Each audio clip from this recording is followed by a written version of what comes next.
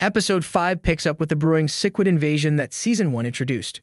Millions of alien parasites are on their way to Earth to take control of the planet, and Mark is unwittingly roped in to help stop them.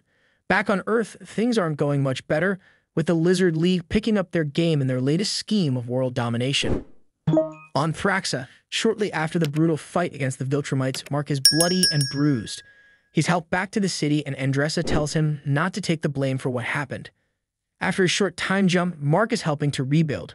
Nolzot tells Mark a ship is ready to take him home, but Mark says everything will be fine in his absence. Andressa urges Mark to go home and take his brother with him.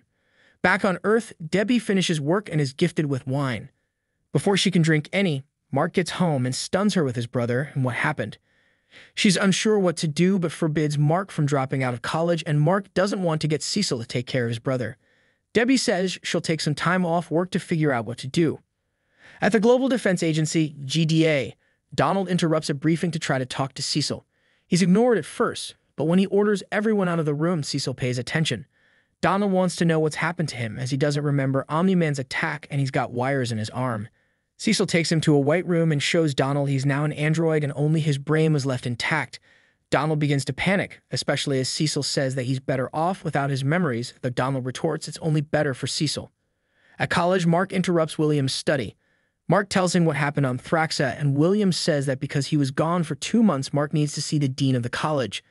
Mark goes to see Amber first, but is interrupted by Cecil, who's frustrated Mark disobeyed orders and didn't check in. Mark says everything seemed fine without him, especially as Cecil knows about his brother. Cecil threatens to take him from Mark, but once Mark agrees to check in with Cecil, he calls his team off. Mark sees Amber, and the pair catch up. Amber has had a rough 2 months. Her gran had died, and she failed a test. Donald stares at the android, which chokes him.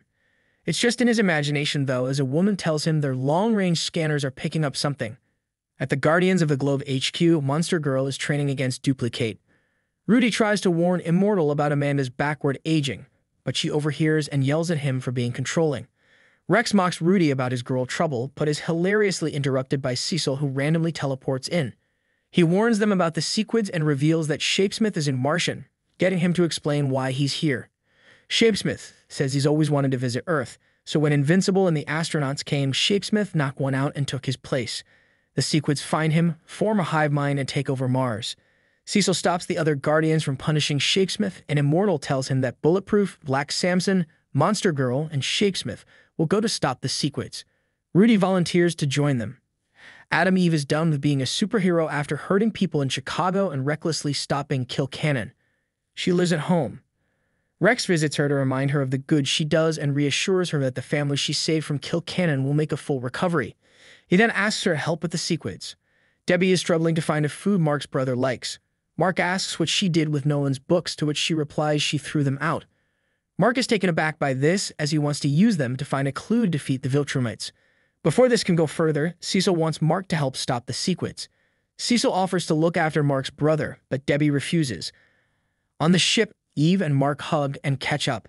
Shapesmith explains that the Martian warship could hold millions of Sequids, and the Martians piloting the ship might be able to help them. Rudy says he has a plan to sneak aboard, but Shapesmith says the warship will shoot them down.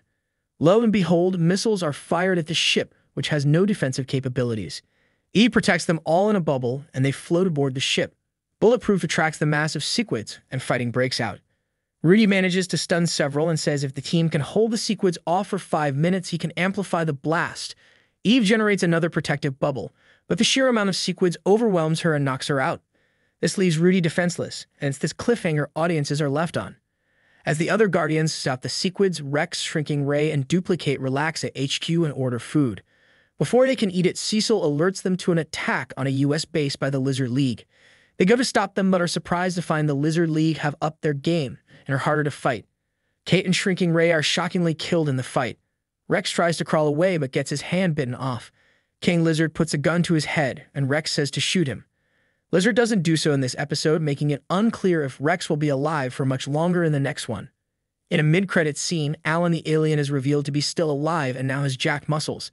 Thetis apologizes for turning off his life support, saying that either Alan would become strong enough to take on the viltrumites or would die. Thetis also reveals he's a viltrumite who rebelled against the Empire, and Alan needs to seek out the other viltrumite who did the same thing, Mark, and bring him to Thetis. Thetis thinks Mark is the key to winning the war.